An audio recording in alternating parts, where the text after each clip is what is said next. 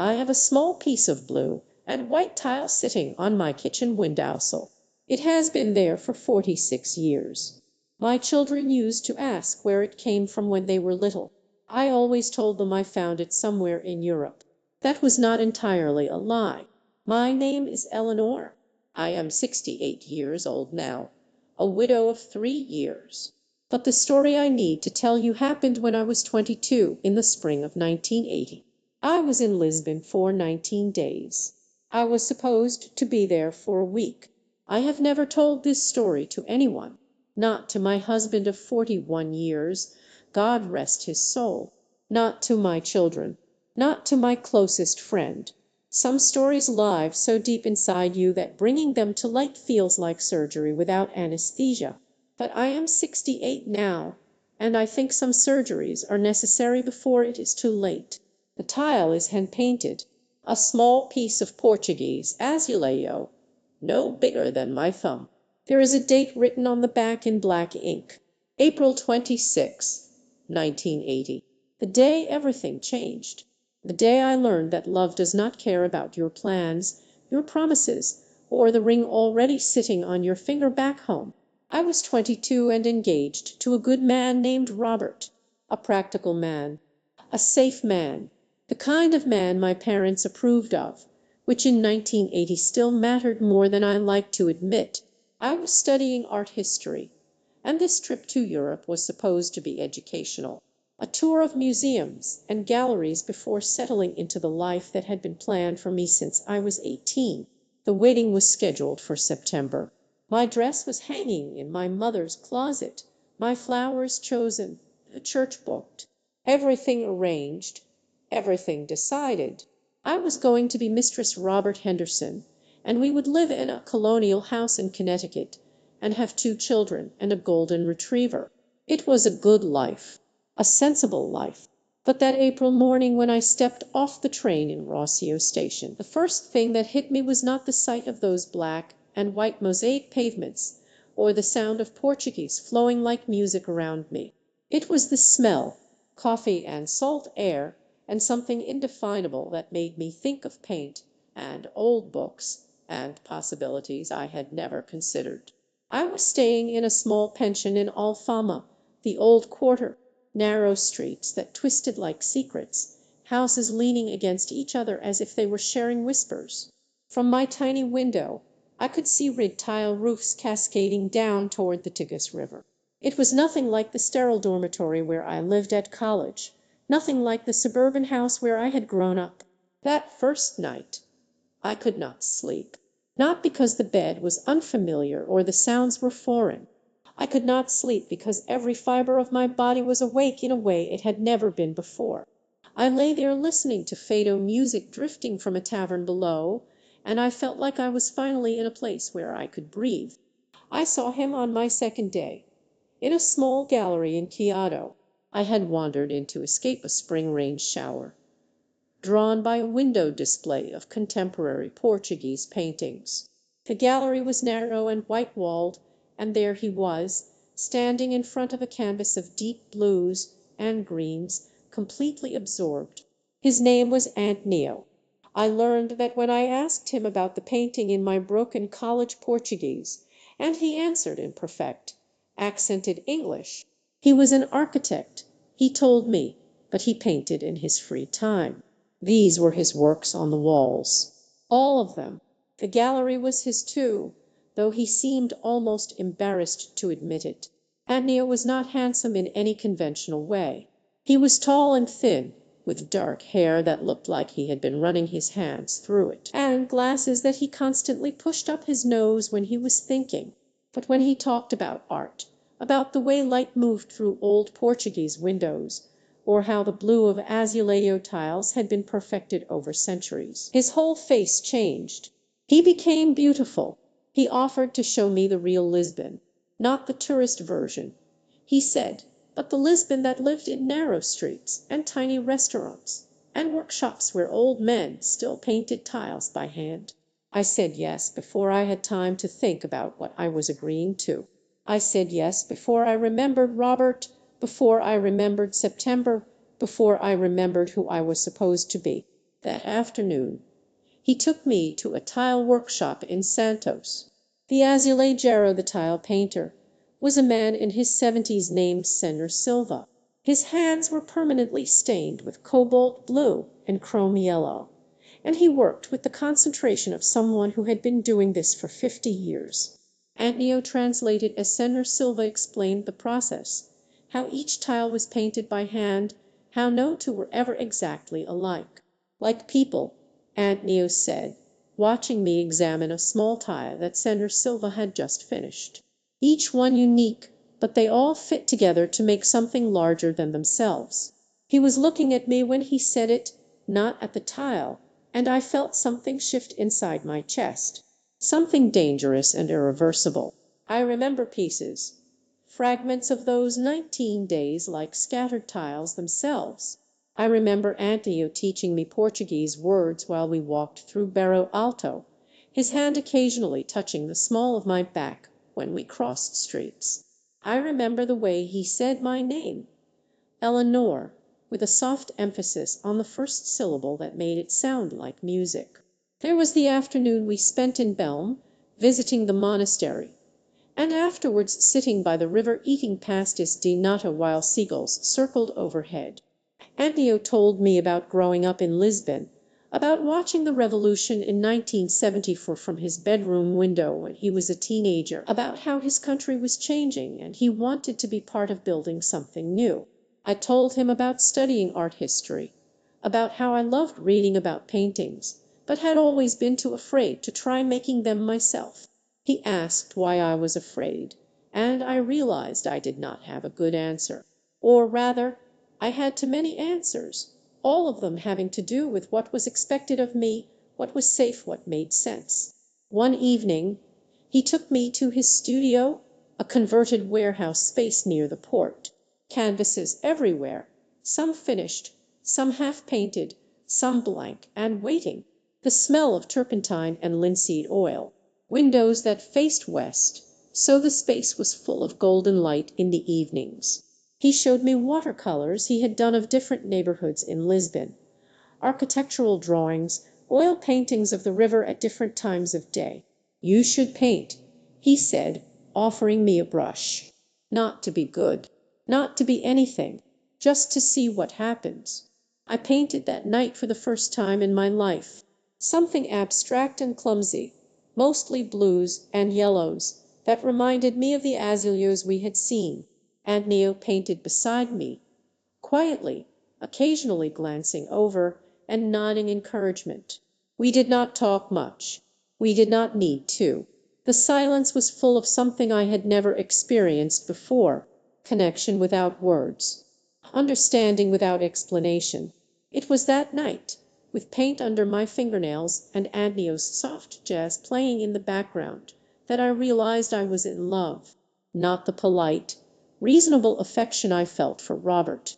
This was something else entirely, something that made me forget who I was supposed to be and remember who I actually was. But I also realized something else that night. I was going home in 11 days. I had a life waiting for me, a fiancé, a future that had been carefully planned and arranged. Antonio never asked me about any of this, and I never told him. Some truths are too dangerous to speak out loud.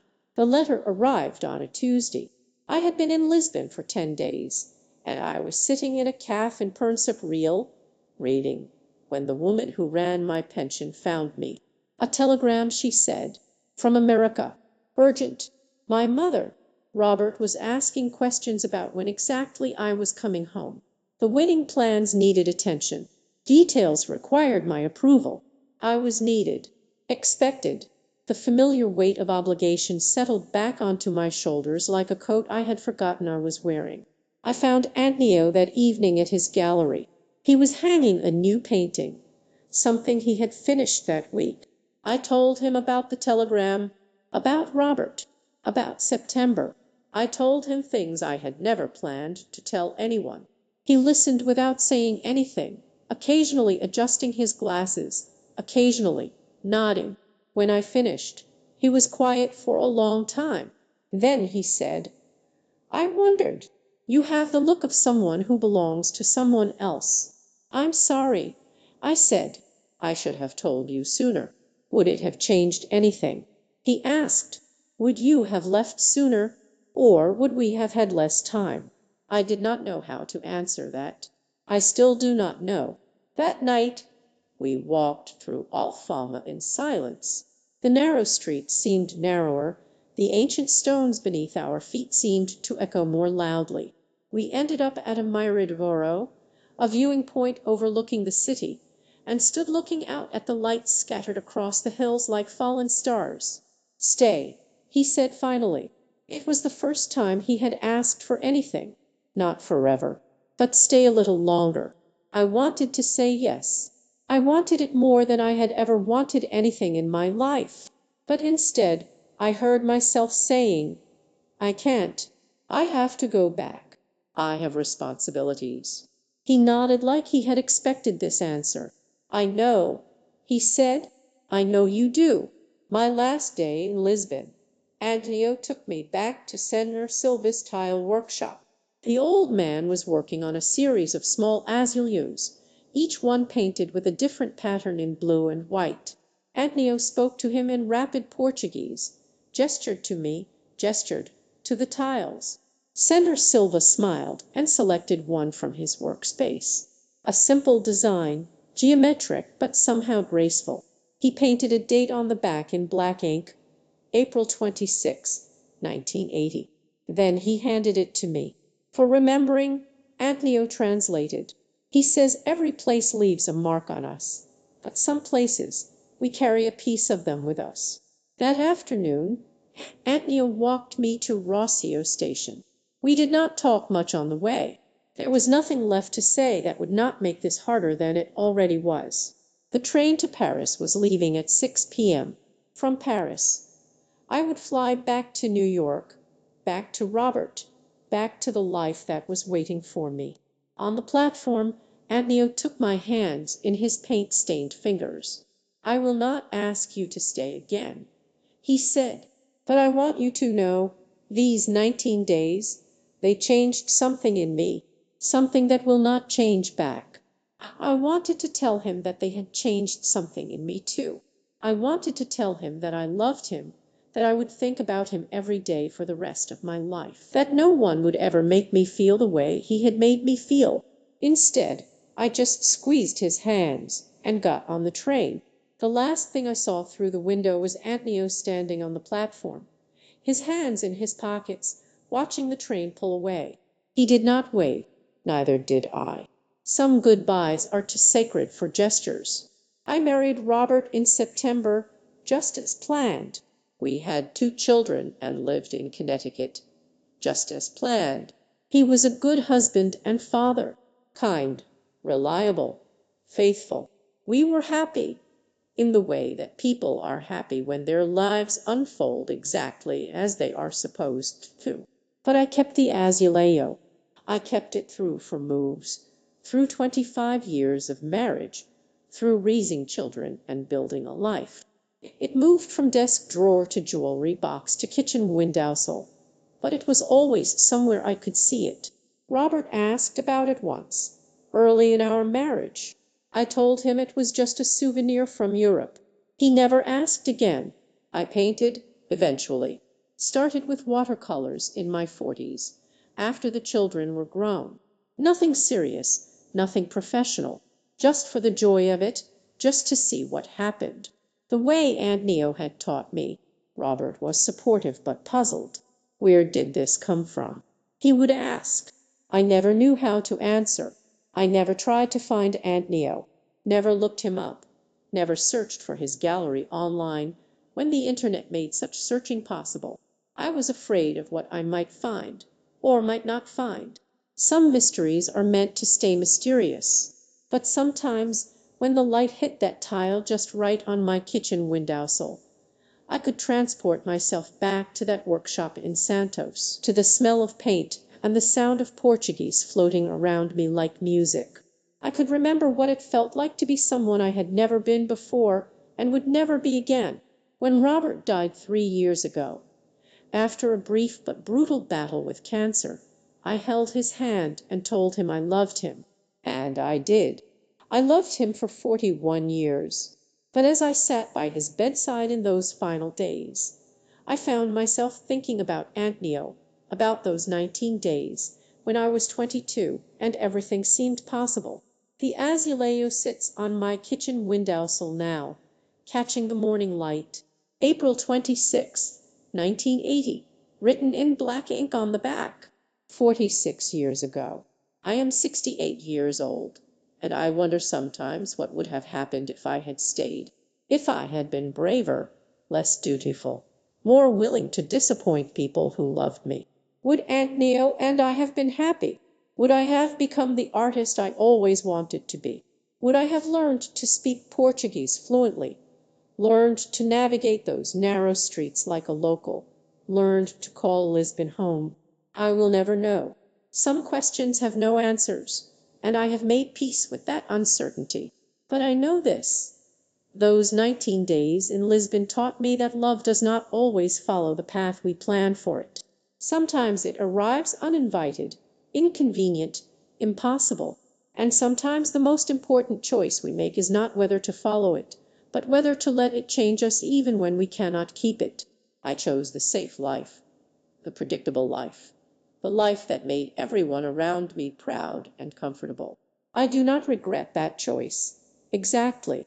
Robert was a good man, and we built a good life together. But I carry those 19 days with me like a secret treasure, a reminder of who I was when I was brave enough to paint with colors I had never used before. If somehow this reaches you, and Neo, if by some miracle you are listening, I want you to know that you were right. Those 19 days changed something in me that never changed back. And I am grateful for the beautiful wound you left behind.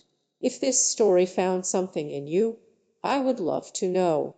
Tell me in the comments, what city do you still carry with you?